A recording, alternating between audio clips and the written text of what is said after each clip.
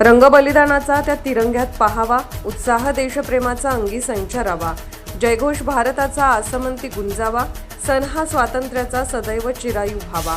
स्वातंत्र्य दिनाच्या सर्वांना हार्दिक शुभेच्छा। शुभेच्छुक डॉ. सतीश पत्की, स्त्रीरोग तज्ञ, प्रसूतीशास्त्र तज्ञ, वंध्यत्व तज्ञ, कोल्हापूर।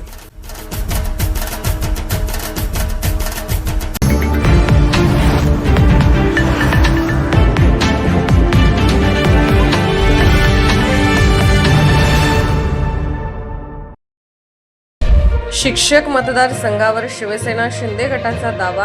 आरोग्यदूत मंगेश शेवटेच्या उमेदवारीसाठी महायुतीची ताकद पणाला। पुणे विभाग शिक्षक मतदारसंघाच्या निवडणुकीच्या पार्श्वभूमीवर महायुतीत हालचालींना वेग आला असून हा मतदारसंघ शिवसेनेकडे शिंदे गट यावा आणि आरोग्यदूत मंगेश शेवटे यांनाच उमेदवारी मिळावी यासाठी महायुतीतील मंत्री, आमदार आणि लोकप्रतिनिधी पूर्ण ताकदीने प्रयत्न करतील अशी स्पष्ट भूमिका माजी आमदार ॲडव्होकेट शहाजीबापू पाटील यांनी व्यक्त केली।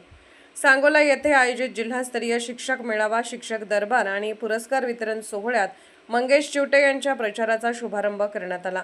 यावेळी बोलताना शहाजीबापू पाटील यांनी शिक्षकांच्या जुन्या पेन्शनसह प्रलंबित प्रश्नांवर शेवटे प्रभावीपणे आवाज उठवतील असा विश्वास व्यक्त केला। तसेच महायुतीतील जागा वाटपात हा मतदारसंघ शिवसेनेकडे यावा यासाठी प्रयत्न होणार असल्याचेही त्यांनी जाहीर केले।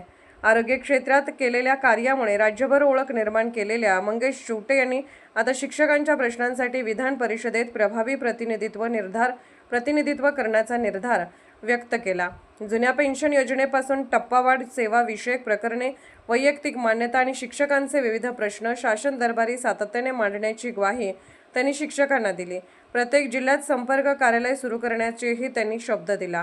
कार्यक्रमात शिक्षक दरबाराचे आयोजन करून शिक्षकांच्या विविध मागण्यांवर चर्चा करण्यात आली।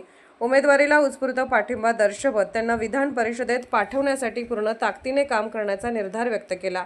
राजकीय वर्तुळात या मेळाव्याकडे केवळ शिक्षकांचा कार्यक्रम म्हणून नव्हे तर पुणे विभाग शिक्षक मतदारसंघातील आगामी उमेदवारीसाठी शिवसेनेने केलेले शक्ती प्रदर्शन म्हणून पाहिले जात आहे। कोल्हापूरहून दर्पण न्यूजसाठी अनिल पाटील।